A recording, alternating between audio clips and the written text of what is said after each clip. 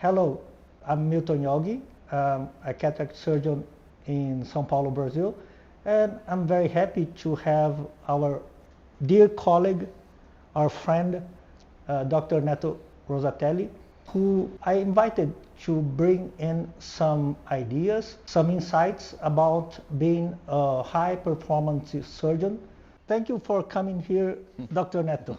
Thank you, Milton. It's so nice to be here. It's a pleasure. It's an honor.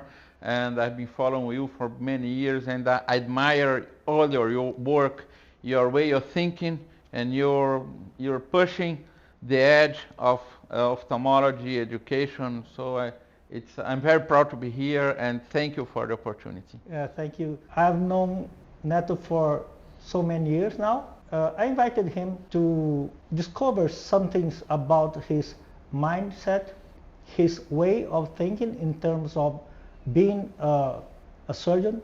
So we have our colleagues here in this room as well, our fellows, and you can be very welcome to bring in some questions as well. And Neto, I know that you bring out some bullet points in order to talk about some specific points that you consider important as being a surgeon.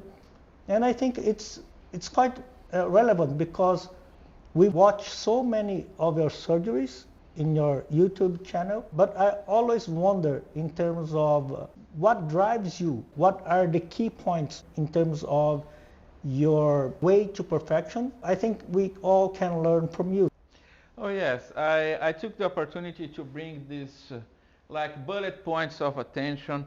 This would be like conversation starters or just reminders of the many aspects that I think are important in my practice and that have all these years driven me to be, the surgeon that I am and that I wanted to be. And I think this is very important for, of course, any surgeon, but it's interesting because we are talking about it now. Most people think that technical skills are the most important thing that a surgeon must acquire. And of course, they are important, they are essential, of course, but most importantly are character skills. Character skills are what allows the surgeon to acquire, to pursue the technical skills. If the surgeon does not have this, and I'm going to enumerate this: resiliency, curiosity, initiative, persistence, diligence, restlessness. This is one of the most important ones. Ethics, leadership, humbleness, but also vanity, pride, and arrogance. These three are not like, say, that wouldn't be so very nice character skills to have, but they are the ones that allows you to be proud of what you are, to pursue, let's say, to be content in acquiring some experience, some skill, to be able to do a very difficult thing. So they are important also, but this is, it might seem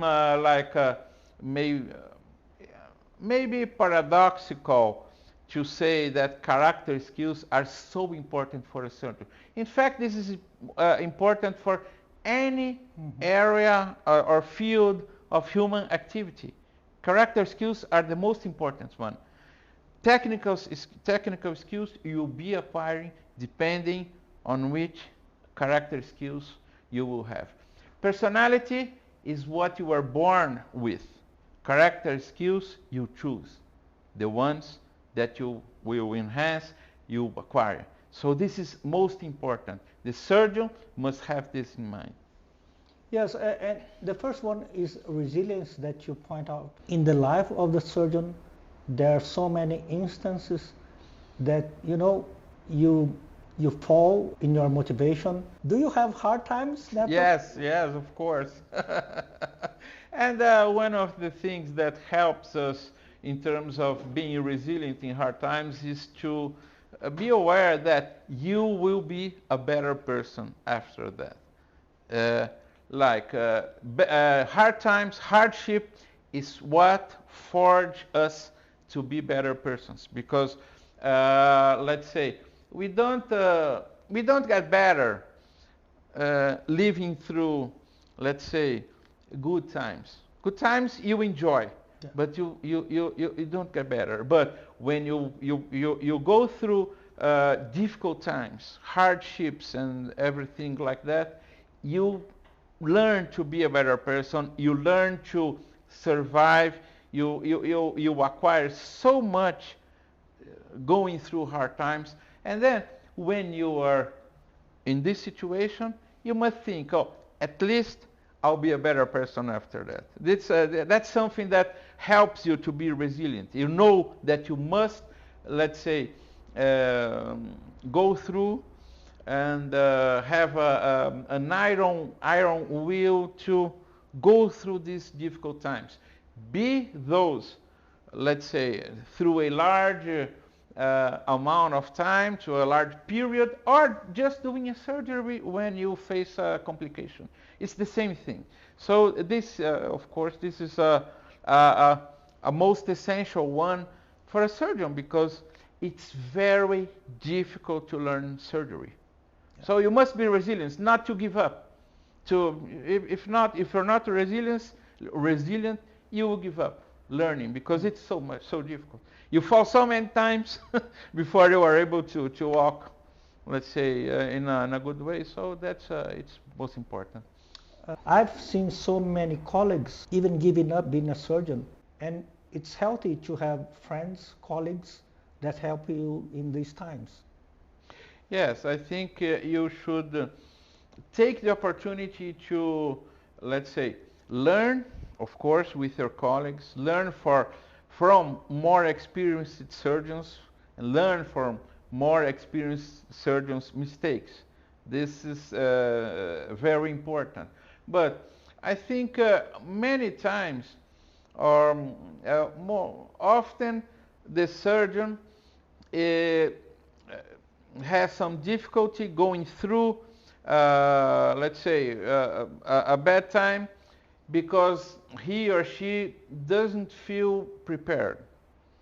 It's then this brings some insecurity, and this is this beginner process that, let's say, makes the surgeon goes downhill, let's say. So one of the most important things a surgeon must be is prepared. Be prepared, expect complications. And let's say, not only, of course, in your mind, but in the practical ways. You must, if you're going to do some surgery in a complicated case, or even an uncomplicated one, be prepared with material, with anything, and technique to resolve this complication if it happens. This is, I think, it's a very effective way of you to face complications. You know that you're prepared, you have everything, and then go step by step.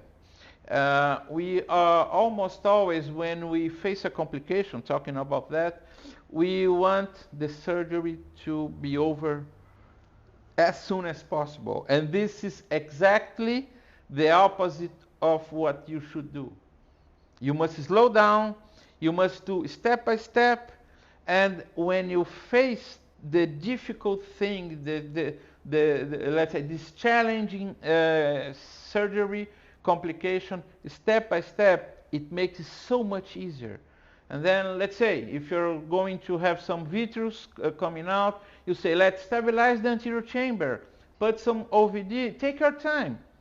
And then you must see what instrument will I need, what I am supposed to do next.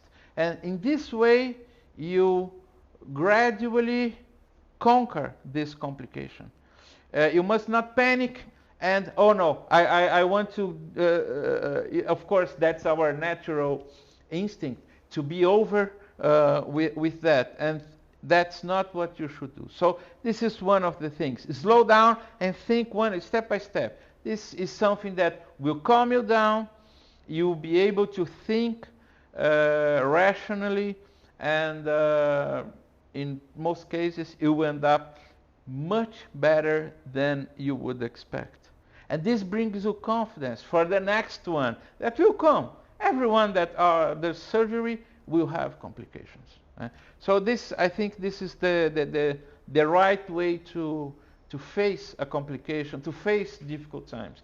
Think that I will, let's say, get over this. Let's just have the resolve to face that, and do it in a slow way. Usually is the best thing to do, especially in surgery. In terms of the mindset, you have to be always alert and prepared. There's a quote, I remember one of the movies of the Bourne Identity, and the quote said something like, plan for the worst, hope for the best. I think one of the tactics is to prepare the best you can in terms of the resources, knowing your equipment, knowing your instruments, and knowing the steps, to be prepared for these instances. Well, of course, the most important things, first, the surgeon must know. Let's say, we usually have some kind of protocols in many types of surgical complications in the eye. So if you have some, let's say, a posterior capsule rupture, or when you have vitreous prolapse, and so on. So the surgeon must know, be aware, and have this, let's say, deeply imprinted in his knowledge, what to do, the right way to perform that. This is a big first step, because if the surgeon, let's say, is not prepared with knowledge for that, he or she won't be able to address this complication properly. The second thing, of course, is, let's just say, the resources. You must have the instrumentation, you must have everything that you should need, be it a suture or some special OVD, or the vitrector probe, and anything like that.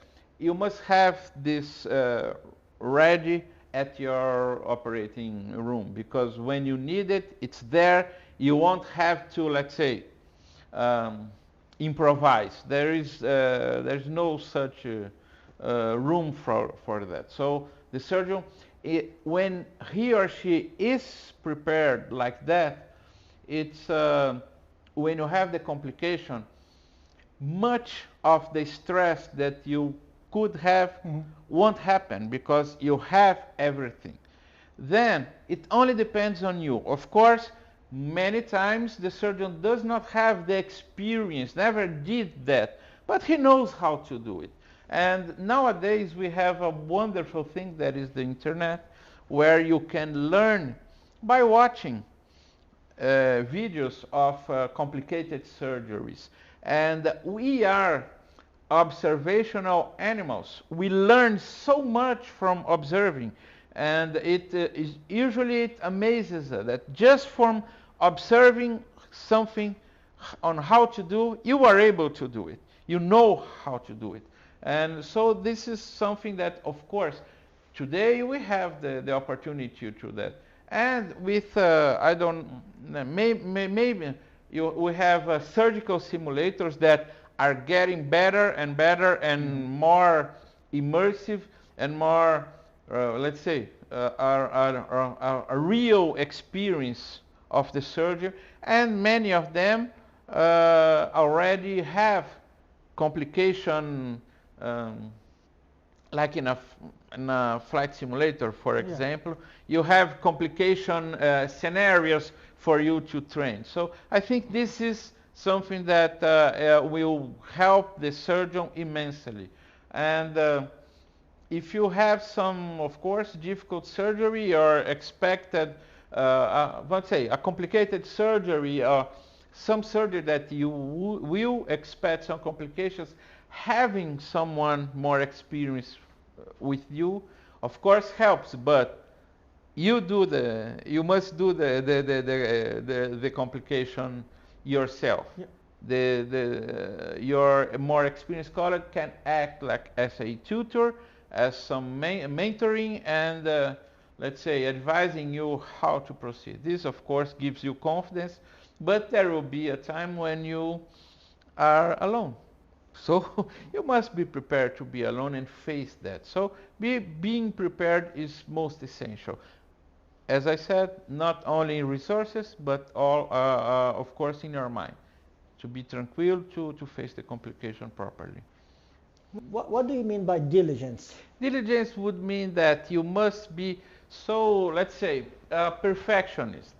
You must perform the surgery with diligence. You must perform the step like it is supposed to be done, and very, let's say, I think almost every surgeon is a perfectionist. This is something that most surgeons, let's say, a characteristic that most surgeons have.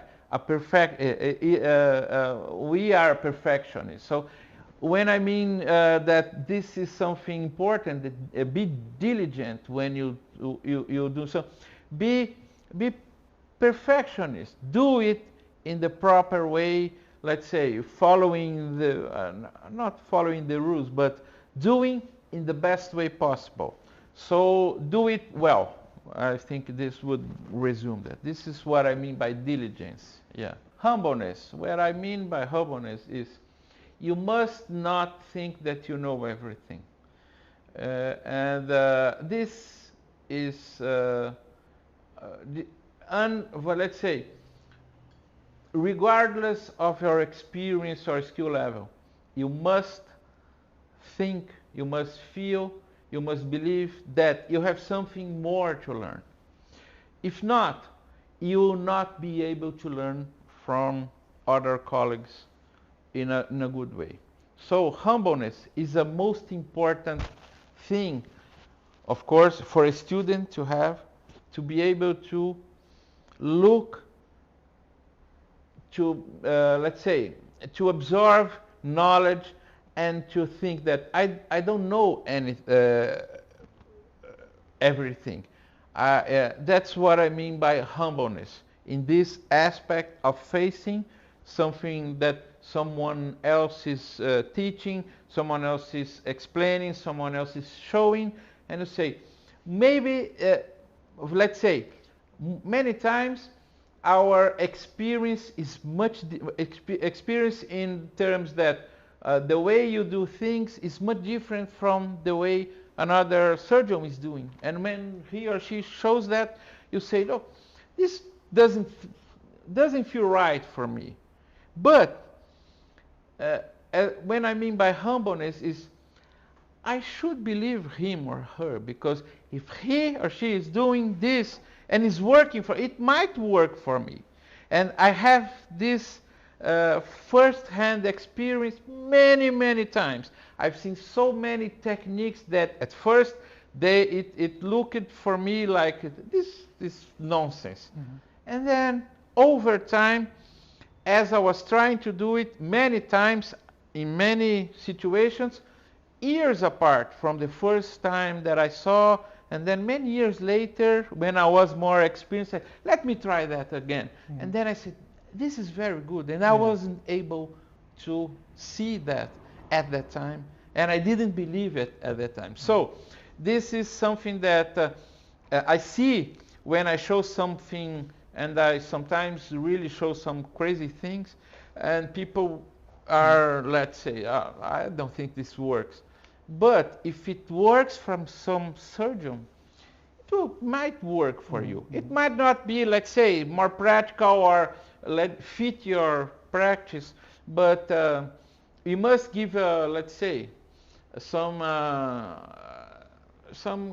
have confidence in what other people say, so that we're able to learn. Because we see so many surgeons that say, I know everything because I have very experience, I'm old already, and so I have nothing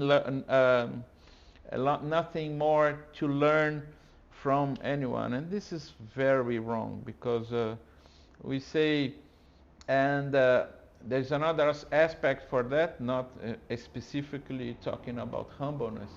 I completely disagree to the saying that old dogs don't learn new tricks. This is completely the opposite. An old dog can learn a new trick like that because of his experience. So we must see, let's say, we must believe that we can learn new things. I think that would resume what I mean from humbleness. Yeah. Yeah. And what about this one? Yes, genius cannot be taught, but skills can. Okay. We like to, let's say, we like to see, to, let's say, to look at some persons and say, oh, this guy is a genius. And many of the ones that we admire are geniuses. But all of them rely on technical skills to be like that. We could say Michelangelo was a genius sculptor, but he depended completely on his sculptor skills that he acquired during his life, and so many others we could say. So, we think that when someone we see as a genius, I'll explain why I'm talking about genius, because when someone when we see someone doing things in a, let's say, outstanding way, we say this guy is a genius. Mostly not. These are the result of intensive training and, let's say, so much persistence in acquiring that. Like, I'm comparing, but like we will say, when you see some artist in a circus, you say, that's impossible to do. You see a guy juggling 7 balls, you say, that's impossible. No, it's not. He did it. It's a result of years of training and persistence and so. So we like to have this like romantic way of thinking that, oh, this guy has a talent for surgery. Maybe, but he trained a lot.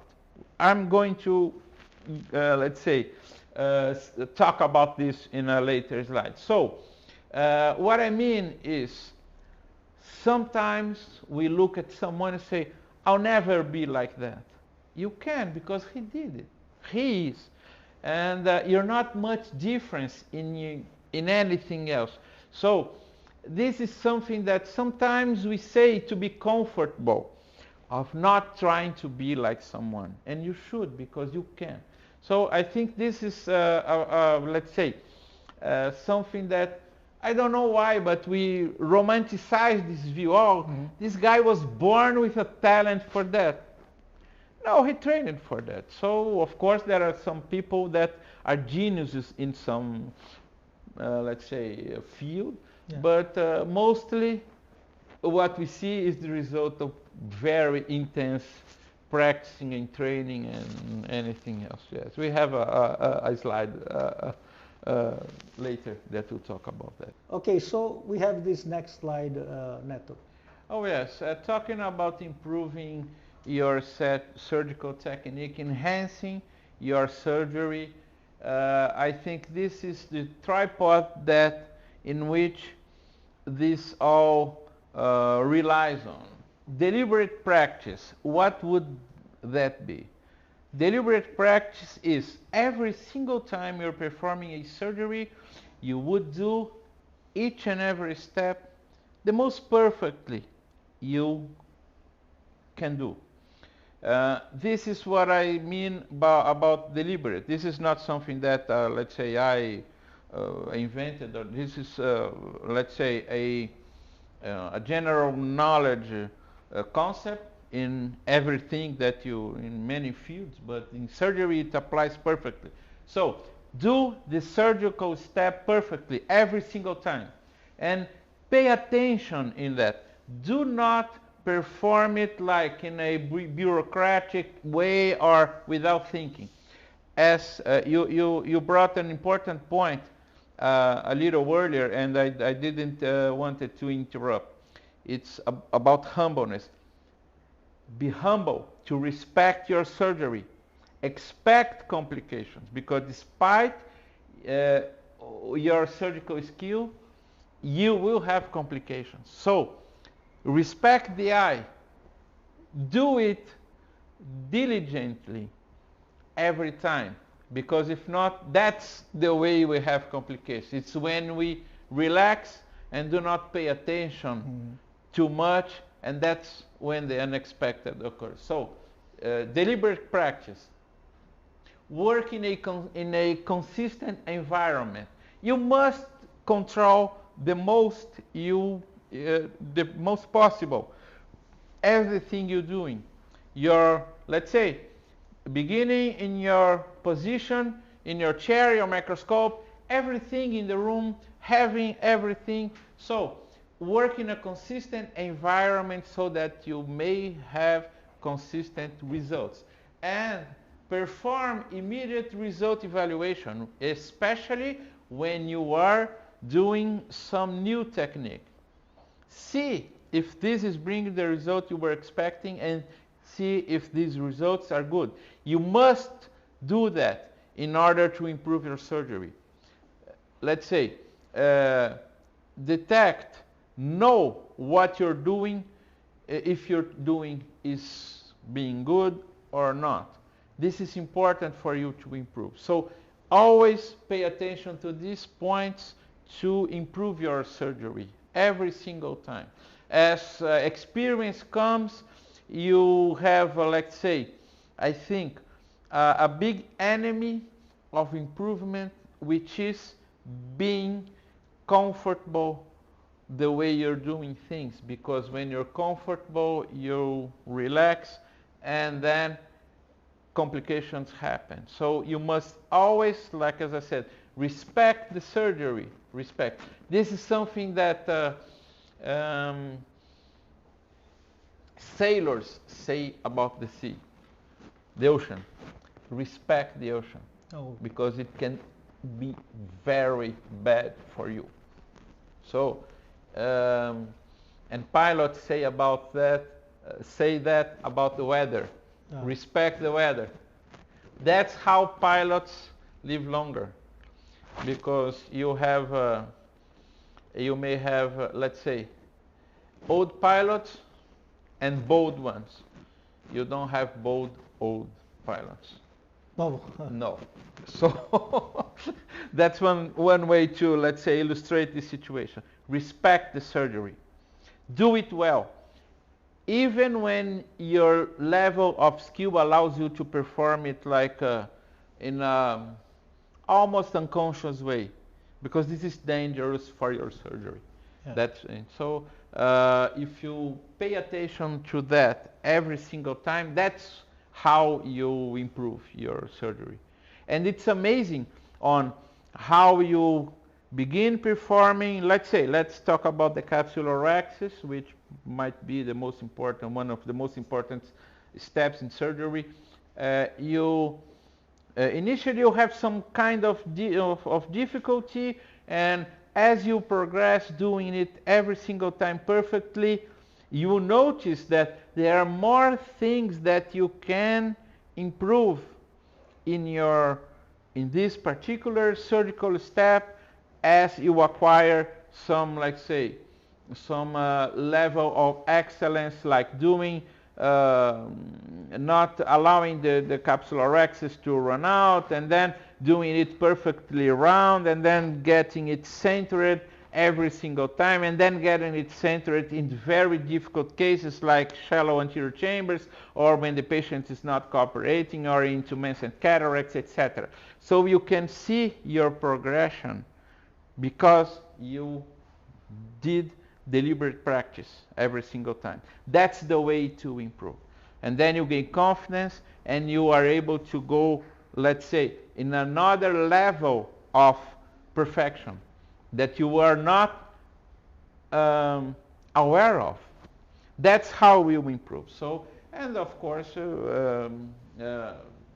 paying attention to the other aspects. Inspiração, meditação, alguma coisa para você entrar em cirurgia ou não? É algo... She asked if before surgeries or before my surgery, I start my surgical day, if I do some kind of meditation or let's say some preparation. We work as a team, and I have a big team on my room, usually 6 to 8 people assisting me in every aspect of the surgery, positioning the patient, doing instrumentation at the phaco machine and the table, and etc. And before we begin our surgical day, we make a prayer, and this prayer is for us to, let's say, we enter in the state of the surgery. That's the meaning of that.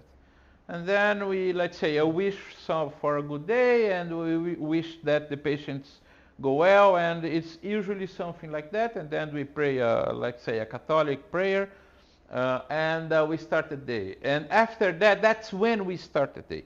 This is something that, let's say, brings all of let's say, my team's minds to the surgery. And before if you go there, this what I'm going to tell, it might be unnoticed, but when I'm starting a surgery, when with the assistant that is doing the instrumentation, we finish draping, put the eyelid speculum, and when he or she will give me the keratome, that for me, I do like that. This is something that was, it's an interesting story. In Japan, in the 50s, 40s and 50s, there were so many accidents in the train, let's say in the train stations, because of difficulty of communicating the, let's say, between the railroad workers in the train stations, because they were far apart. Oh. And sometimes there will be some accidents because of lack or difficulty of communication. And then they developed something that, that's the way I knew the story. It's called the yogi. Okay? No. And it's a kind of sign that they communicate with them. I don't know how it was in the railroad, between the railroad workers. I know this was brought to the Toyota factories, because they began when they expanded the car production in the 70s. They were having so many accidents because of this difficulty of expanding their activity. They brought the yogi practice in their factories, and I'll explain why. So I don't know how they did to, let's say, call attention, and they, let's say, they would do, in the railroad workers would do something that would require attention, like changing some railroad lane and signaling and everything else. They did that so that they were in sync and attentive. And in the Toyota factory, it was very common to have, let's say, the factories are big, and you have some like streets inside the factory, like between the production stations. You have lanes, and they had some lanes that some let's say vehicles. I'm forgetting the name of the things that gets the pallet and The forklift. yes, the forklifts. It was very common to have yes, between let's say a forklift get a worker because he or she would be crossing the street and the lane where the forklift was going. So they instituted something that before crossing any lane inside the factory, the worker should stop and clap. Stop and clap. So that would bring him attention to. And they said that you could identify Toyota workers in the streets because before crossing any street in the city, you would see people like that clapping before crossing the street. And so I brought that because the very first step that I would do would be using a diamond or a sapphire knife with the needle to using the patient's eye. And let's say this is the most dangerous time of the surgery to have some accident because you have very sharp instruments, so we could hurt each other. So I brought this to, I don't make any sound usually, sometimes I do, but when I do that, the instrument, the instrumentation assistant gets his attention, I look at, and then we start surgery. And then we are in the same, let's say, I don't know how, in the same vibe to do the surgery because we started his or her attention is exclusive. This is something that works like a charm. And we are like that. Sometimes I'm talking, so then I do that and that's the surgery. So I do this before every single surgery. And it became so much, let's say, something that I do every time. And it helps me to instantly focus on the surgery. I stop every, let's say, some other things that I'm thinking, I put apart and focus on the surgery. So this is what I do before every surgery. The yogi, yoji, I don't know how this would be the pronunciation in Japanese, but it's the yogi, no, I don't know, sign or like that. Yeah, and it's impressive how strongly this works. Yeah. It's amazing because when I do that, instantly my mind goes in the surgery and we say, okay, showtime. And this is something that helps me a lot. Yeah. When I do that. And when I'm abroad doing live surgery, whenever possible, my dear wife is with me because she is my chief nurse, and usually when I'm in some conference in another country, she's with me, and so I'm lucky to have her to do instrumentation for me. So this works. But when I don't have someone from my team doing that, it's very difficult for me, not only because of that, because the yogi doesn't, and for this to work, you must have must have the other person in the same vibe so that we work perfectly. Because the surgery Milton has seen is, let's say, it's not in a hurry, but it's quick. We don't have wasted time. That's the way to achieve efficiency. Yeah. So this is most important, that we are in the same, completely in sync for this to work. Yeah. So that's how I brought this. Yeah. Yeah, interesting, because if we look at other areas of knowledge or practice, like, I mean, a tennis player, before he goes to serve, he usually has some I would say tricks in terms of he scratches his head or something, but he primes in for that movement. Yeah. Or like a piano player or any other area, you may have some tricks or some triggers in order to primed for that moment. Yeah, exactly. Yeah, tennis players usually pull the shirt. I'm a tennis player. Pull the shirt and adjust the shorts like that, and then serve. Yeah. You do that too. Exactly. I exactly like that for this reason, to bring attention and to trigger. There is some in hypnosis. There is something that it's called I know the name in Portuguese, signo sinal, that you, after some sessions, the therapist, let's say, I don't know how to say, imprints that in the patient, and he say, when I do like that, you do something, or you remember something. When you hear that, this is something like that. When you do that, it's like a signo sinal, let's say, something that immediately brings you in that state of mind and performs like that. That's something on this way. Yeah, maybe Pavlov has. Sure. It's a conditional behavior that you can use during the surgery. So it's quite interesting. I'm going to try it. Yeah, it helps a lot.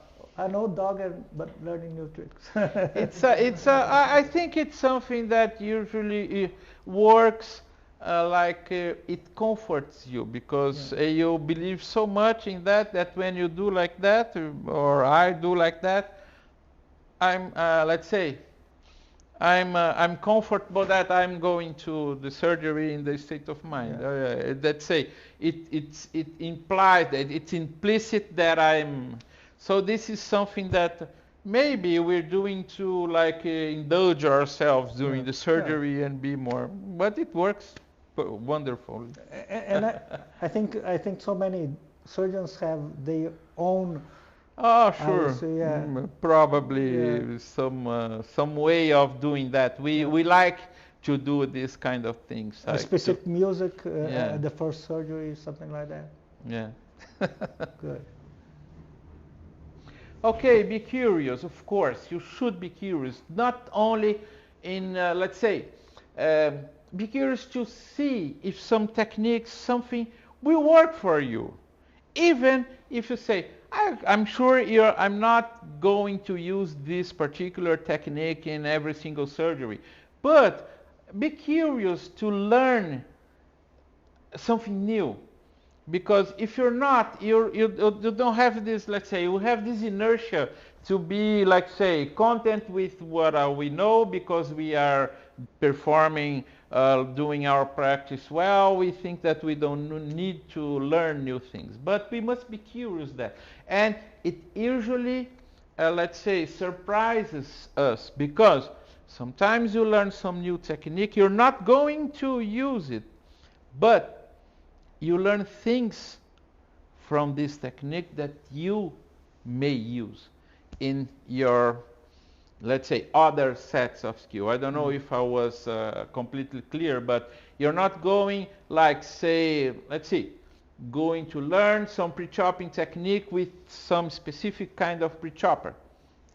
Maybe you doing it with your current pre-chopper is better, but sometimes you experiment with some new instrument and you learn a new way to use your other instruments that you wouldn't learn if you haven't tried this one. So I think this is an important character skill to have, to be curious. What's the importance, in terms of curious, what's the importance of being playful? I always try to find the ludic or the playfulness of the journey. Is it something that you rely on when you're trying something new? Do you have this level of playfulness? Oh yes, definitely, because I think what the biggest drive in me when I'm going to learn something, I mean, I'm curious to learn something, is this will be fun. Wow. This is most important, because if not, it's something like, oh, I want to learn or to test something different. It's, of course, it's difficult. You're in the, let's say, uncomfortable zone, and if you are not, if you do not appreciate this, that you're learning something, you're trying, and you say, no, I'll be able to learn that, it will be boring, and it will be, let's say, it will not be pleasurable.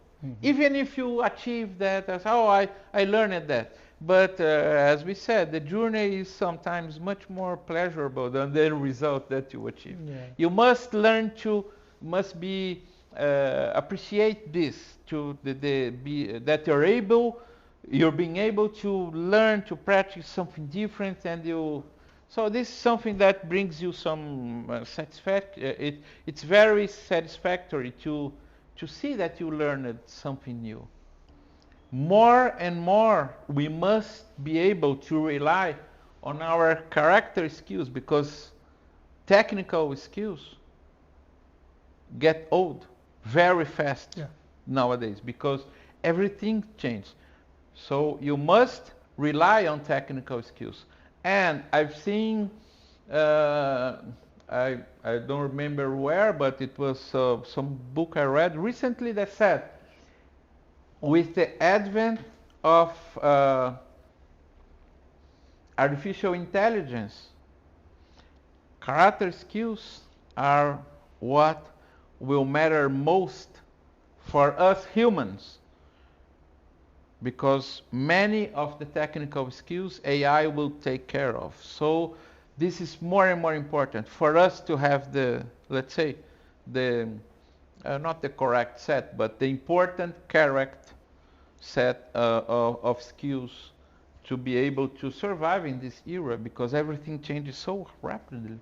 And so we must be able, we must, yes, to feel comfortable being uncomfortable, because we are in a constant process of learning. We must be take pleasure to see that we are learning, to see that we are being able to learn and to achieving new skills or new knowledge. This is something very important, because if not, learning is very boring, gets very boring. So let's say, compare it to the school. In most, let's say, traditional educational processes, they are very boring. And so in this way, they are very counterproductive. So we must be take pleasure to take satisfaction when we are learning something. And this is most important when we are learning new things in surgery, because it's difficult. It will be a difficult process. If you're not, if you don't take pleasure in that, we will give up. I think we will give up, because we will have lots of failures. It's not a smooth process. So this is important for a surgeon to achieve. Oh. Yeah, be a Pollyanna. I don't know, maybe younger people don't know about this character, but what I mean is be positive, think positive. When we have some, let's say, something that goes wrong, we must be able to see the positive side of bad things, of things that go wrong, because many times we only pay attention to the negative side, and just by doing that, we are not able to correct what's going wrong. Let's say we keep lamenting that something went wrong, and we weren't able to do something.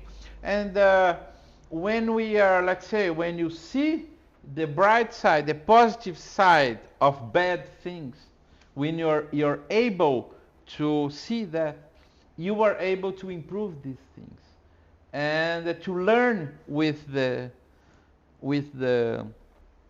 something bad that happened. So that's what I mean by being a Pollyanna. So when you have a surgical complication, see, wow, I learned from that. Because if you see only the bad side, which of course there is, you may lose the opportunity to learn with that.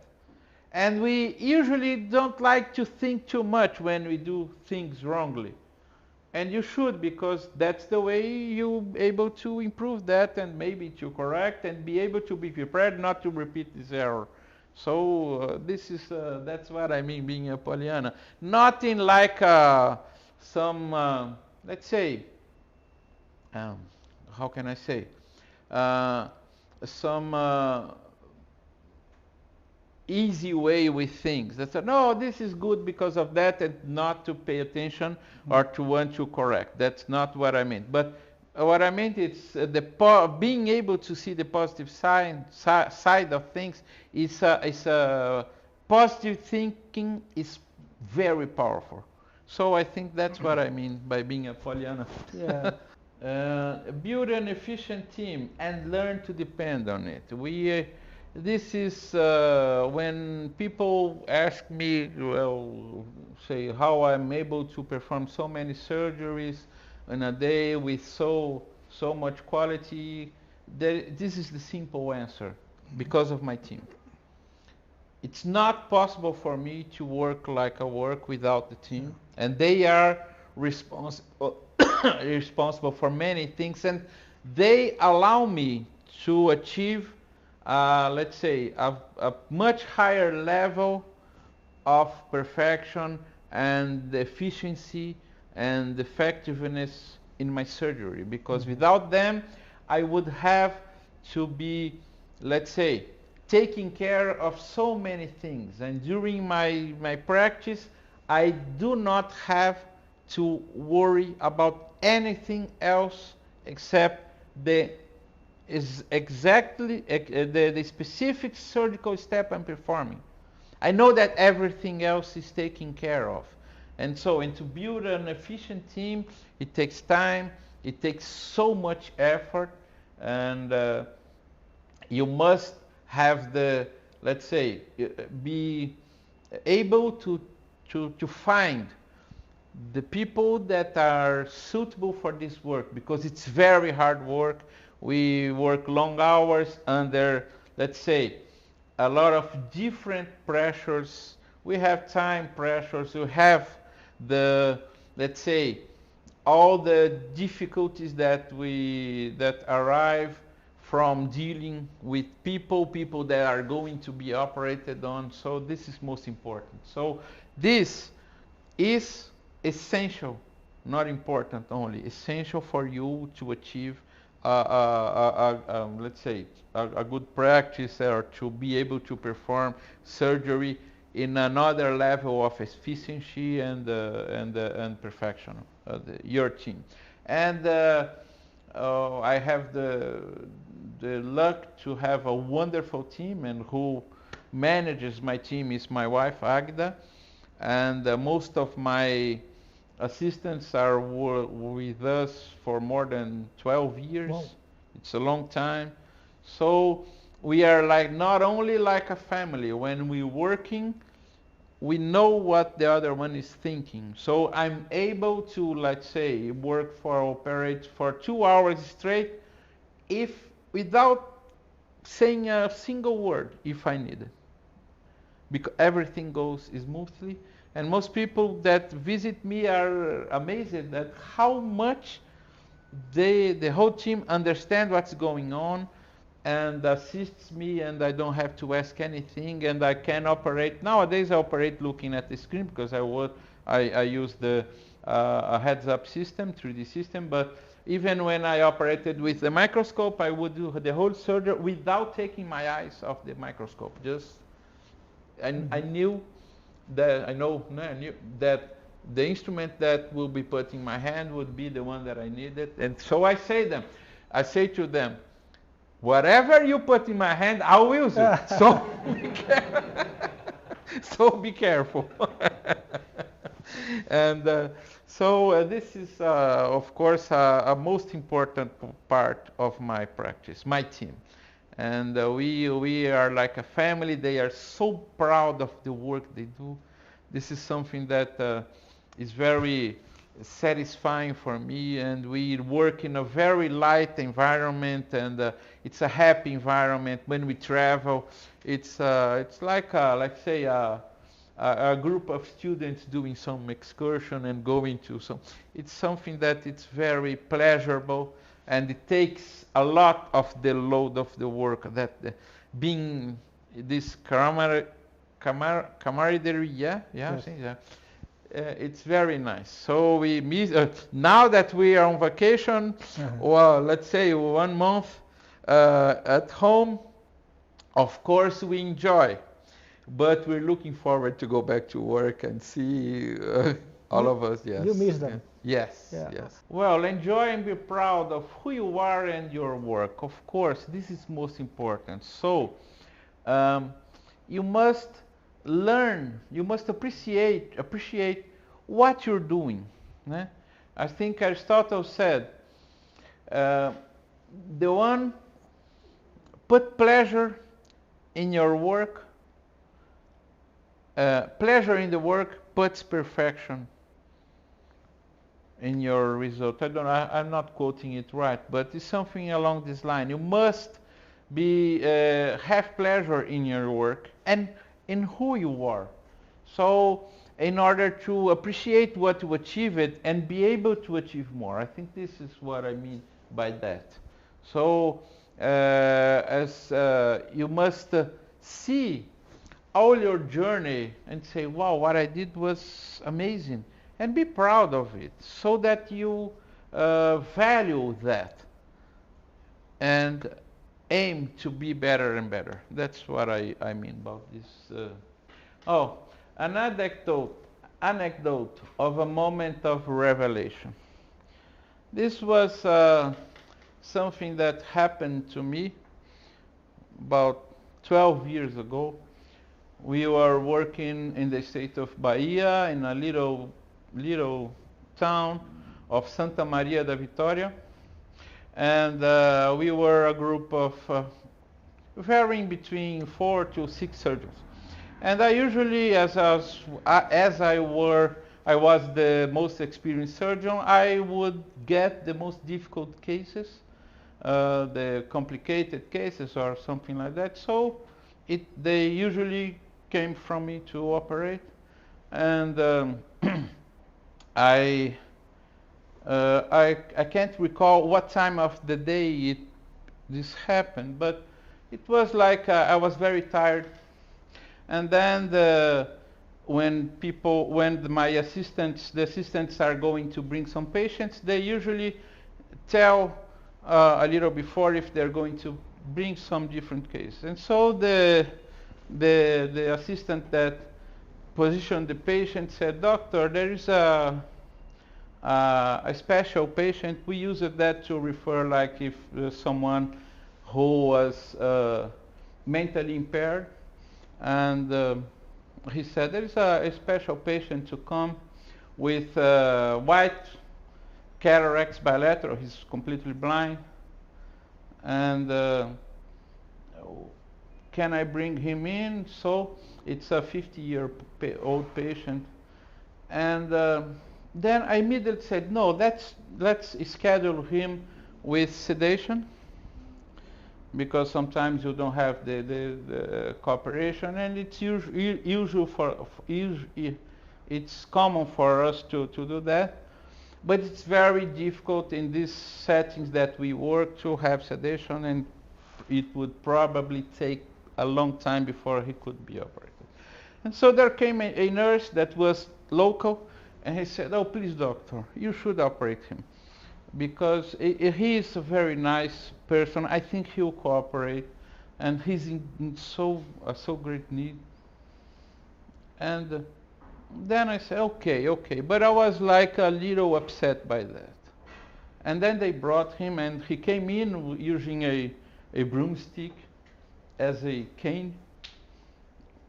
And then he laid down, and I immediately saw that he would be able to cooperate. He was a very humble man, and very quiet, and it was, I don't know how to convey that, but he was aware of his disability, Wow. He was like what we would call in, let's say, in old times, a retarded person.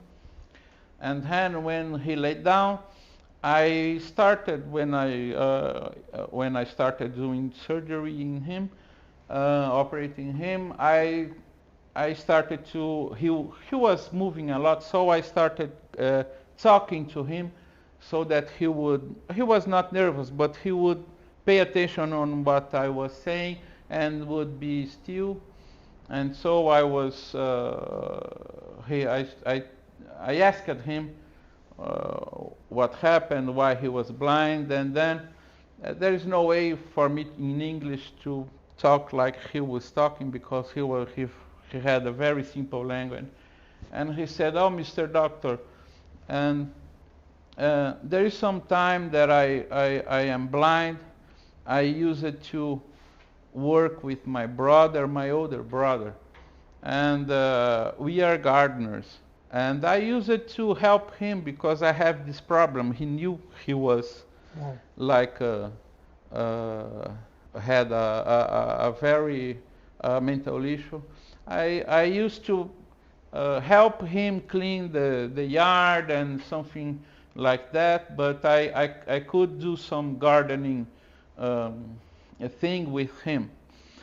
But then I became blind, and my older brother that took care of me. And then he got this disease, the cancer, and he died. And I am alone. And there is a neighbor that brings me food, and it's a woman, and she takes my government pension because I am blind. She gets in the bank and cooks me food and brings me on the lunch and dinner, and do some cleaning in my house. I think she gets some of the money for her, but I don't mind. And but I am having a very difficult time now, because it's difficult for me to tell that. I can only eat with my hand, because using a spoon I don't see where the food is. And I get very dirty. I get very dirty, and I know that I smell bad. So I am ashamed to go to the street, and so I stay mostly at home. And I am very happy that now I'm going to be able to see. And he had complete confidence in the surgery that, let's say, we would cure him. And I can say that I had never felt so ashamed in my life for having thought that, oh no, let him have his surgery under sedation, and just because of a convenience for me. I was so ashamed by that. And I could see how brave, how courageous this little guy was, knowing that he was mentally impaired, he was completely blind, and even he was a happy person and trusted other people. Even the woman that skimmed some money from him for taking care of him. And I did the first eye, and then we operated both eyes at the time, and I operated the second eye. And when it finished, the patient, he sat on the table, and still like seeing fuzzy, and that immediate post-operative time, he looked at me and said, "Thank you, Mr. Doctor."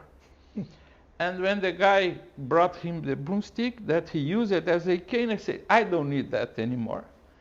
And then he went, simply like that, as if this was, like, say, a simple thing. He trusted me completely. And, well, I must say that I had to stop the surgery many times because the oculars got completely, the microscope oculars got completely filled with my tears. And I extended the drape 2 times because I contaminated, because my tears, I operated in crying, hearing him telling this story. And when it all finished, I thought, I can be better than that. You know, let's say, when I thought about his condition and his will to survive, his perseverance, and his, his trust in other people, I thought, I can be better than what I do. I saw how important what I did was, and I wasn't valuing that. And I can say that there is hardly a day in my surgical life that I don't remember that. I don't remember him, and this commitment I made for being not only a better surgeon, but a better person. You can't imagine how much this changed me. The single event, when I'm going through, let's say, you said, I was waiting to answer that, what I would do in bad time. I remember him. I remember his resilience. And when I have a difficult surgery or difficult times, I remember, I know that I can be better. And so when I finish, I say, thank you, Gardner. He taught me so much, this humble person, this impaired person. And I think he could teach us so much because of the way he was. So I must honor him in every single surgery I do. And I think I'm really thankful for that to have happened to me, because this helped me, not help, but he's made me be what I am today in terms of being so persistent in achieving a better, let's say, surgery or something like that. I don't know if I'm able to convey that, because I felt so ashamed of myself when I remember what I initially thought, that just for my convenience I wouldn't operate him on that day. So I try to bring that every single day, and I remember him almost every single surgical day I have. Wow. When I have a difficult surgery, I think of him, because this was a so great driving force for me, and I really thank you, the little gardener. Yeah. That's I don't know. That's what I brought, like a moment of revelation. I don't know if like that, but this brought the attention for me of how important what I do is for other people. After let's say some time, we forget that we are insensitive sometimes of other people's needs and what we are able to bring them. And so this is something that helps me remember every day. Sorry about being so emotional, but thank you for sharing this very personal and very emotional and important part of your life. I got emotional myself and all the colleagues here. This is the beauty of what we do. I think these stories are important for us as surgeons to transcend in terms of our work. We have the opportunity to find the meaning even of the life we are here on this earth. So thank you so much for sharing this story. Thank you so much. Let's go. Yes, we're going through some quotes that express my beliefs. Mm-hmm. Sometimes we use quotes like, sometimes using a quote is cheating. Because you're saying something, you're repeating something, you're showing something that's let's say, important or very intelligent, or let's say everyone seems by everyone as someone who was intelligent. So we're cheating, bringing that. But these are some quotes that I think express some of my views as the other topics. Well, the first one is from Alfred Lord Tennyson, is to strive, to seek, to find, and not to yield. I think this resumes, the mindset of the surgeon has to have, to pursue what he believes, to be persistent, and not to give up. Yeah. Not to give up in difficult times. I think this is like sometimes we are quite complacent with ourselves. Yeah. We are very judgmental from others, and we are complacent with ourselves. So that was what I tried to yeah, bring. Sure. Yeah. Okay, this one is one of my favorites. And the reasonable man adapts himself to the world. The unreasonable one persists in trying to adapt the world to himself. All progress depends on the unreasonable man. This is very true, and this is one of my beliefs, and I really believe that I'm very unreasonable. And by unreasonable, I say I'm very optimistic. So, and I believe that we can achieve things that sometimes are seen as impossible. And that's what I mean by being unreasonable. If you're not unreasonable, you will not try to do difficult things that may bring you, let's say, hard times. And so that's why I really like this phrase. And usually great discoveries, great changes, great paradigm shifts in our history are made by very unreasonable men. So men and women. So I think this is why I brought this. Yeah. Yes, what I mean is you must be like thinking there must be a better way to do that. Sure. Yeah, that's like that. Being reasonable to pursue that. So this one is a very, let's say, an old cliche. Genius is 1% inspiration, 99% of perspiration. This is from Thomas Edison. I don't like say, what I know about him, Thomas Edison as a person, but I really admire him as an achiever.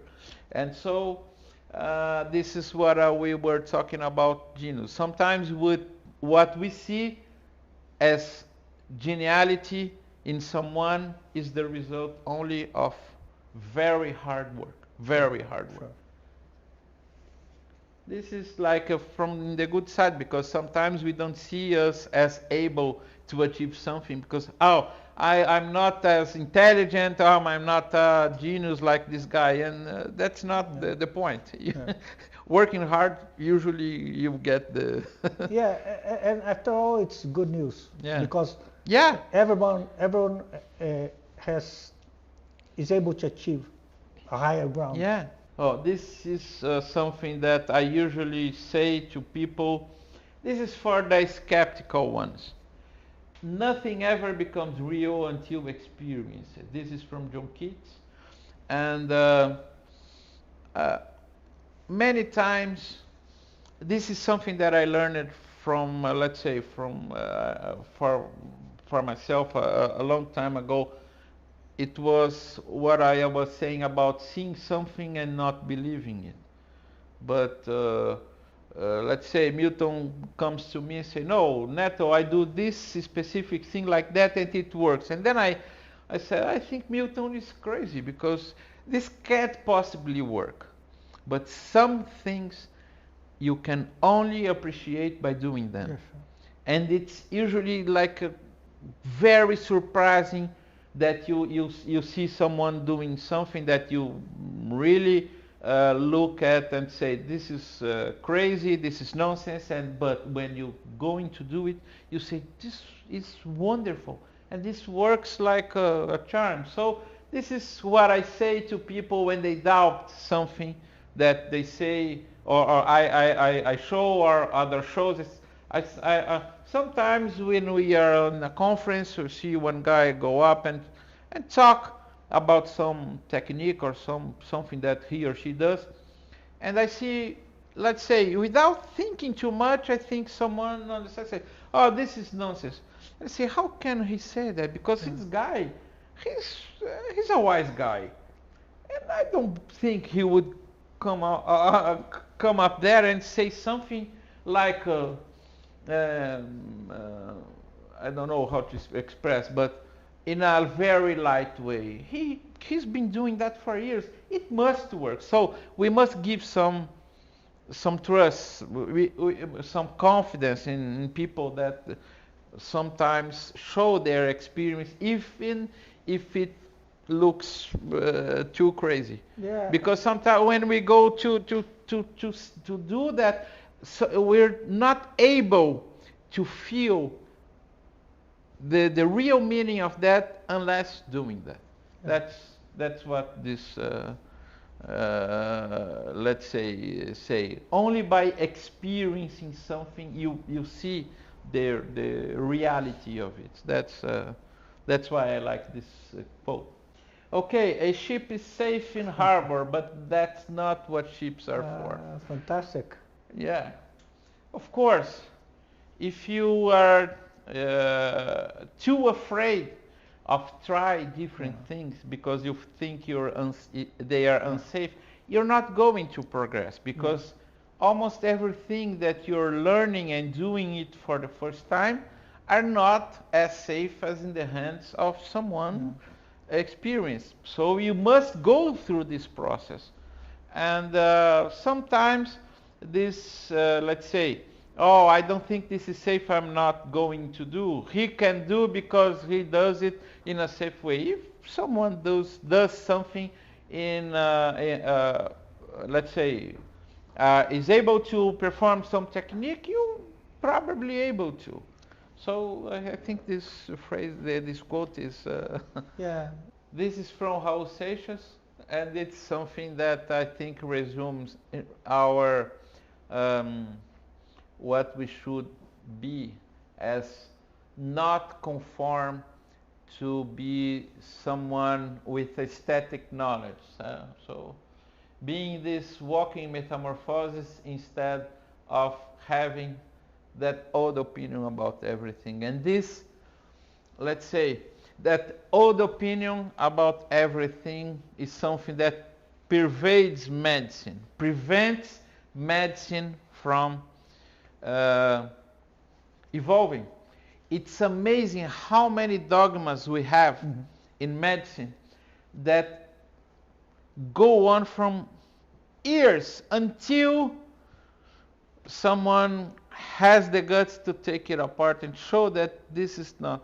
So I think this resumes that. We are usually comfortable in having, let's say, embracing old opinions about something, but most things can and should be improved. I like this music because of that. I think it's for those who don't know Raul Seixas, Yeah. who's a singer from Brazil, he was the sole partner of Paulo Coelho. Paulo Coelho is he composed some musics with Raul Seixas, and Paulo Coelho is mostly famous worldwide by some books. I think The Alchemist, Yeah. and other books. So Raul Seixas was an anarchist at that time. Well, his legacy endures for the eternity. Oh yes, this is a good coda for this meeting. Yeah. From Yoda. Do or do not. There is no try. Yeah. Believe in yourself. Go and do it. That's the way you should face things. Do not waver or doubt yourself. If you do it, you are not being able to achieve what you want. And I think this is a very short quote, and something that we could, let's say, use as a to, let's say, do it. Believe you can do it. Yeah. Do you recall this quote when you're trying something new, or you're trying something that is very uncomfortable to you, but you know that you must move forward, and you know, when your doubts and your insecure part comes in? Yes, not exactly like that, of course, but like I must do it. Okay. I must. Just do it. Yes. Yeah, I don't like Nike. Okay. Okay. Okay. No problem. But yeah, but I must do it. I must. Let's forward. say yes. There's no other option. Yeah. And when we think like that, we do it because we get the strength. We get the will to achieve that. So yes, I think this is. Let's say I think Yoda is the biggest badass in universe. You're right. Yeah. Yeah, absolutely. I'm a Star Wars fan, so I have to agree. Yeah. Good. Okay, Neto, thank you so much for your time. The invitation I made was exactly for this, because I'm a huge admirer of you, of your surgeries, but also, I mean, I'm admired by knowing you for so long now. I wanted to share part of your mindset and your philosophies with a larger audience, because so many of them just see you by your videos in your YouTube channel. And I mean, to achieve such a high performance and such a high proficiency, it's very important for us, for myself, to understand the mindset and the way you face your work, your ethics, your way of learning. And I mean, I learned so much from you again, and you know, I have also colleagues and fellows that went to watch your surgeries in your daily practice, and they also come amazed by what they see. I wonder if colleagues from abroad can come in and also watch your surgeries as well. Yeah, sure. We love receiving colleagues and sharing experience. So everyone is invited. It's a pleasure. Good. Yeah. How can they I think in my channel there is my. I think the best way would be by email. In my channel, my YouTube channel, there is the about tab. It has my email, Rosatelli at mac.com. It's an easy one. It's from Okay. Apple, yeah. So, and everyone is welcome. Yeah. Good. And thank you for the kind words, my Yeah. dear. It was a wonderful evening here, sharing experience and some points of view. And I hope it's been good for everyone. And it was wonderful. So thank you for the opportunity to be here. Thank you so much. Thank you, and I hope you enjoyed, and bye-bye. Muito bom. Muito bom. Obrigado, Milton. Muito obrigado. Foi muito bom.